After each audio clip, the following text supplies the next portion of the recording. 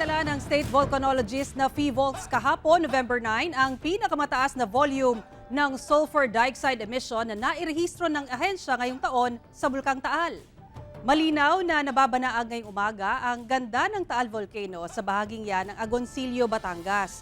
Dahil na rin sa maaliwalas na panahon. Sa kabila niya, naitala kahapon ng PHIVOLCS ang halos 11,500 tons na sulfur dioxide emission sa Bulkang Taal. Ito na ang pinakamataas na volume ng sulfur dioxide emission na nairehistro ng ahensya ngayong taon. Ayon sa ahensya, ang pagtaas ng volcanic fluid sa bunganga ng bulkan ang nagdudulot ng degassing. Wala namang naitalang volcanic smog o VOG sa mismong Taal Caldera. Nakatulong umano ang malakas na hangin sa lugar kaya na-disperse ang sulfur dioxide at hindi na naging volcanic smog o VOG. Ang VOG ay nagdudulot ng iritasyon sa mata at pangangati ng lalamunan.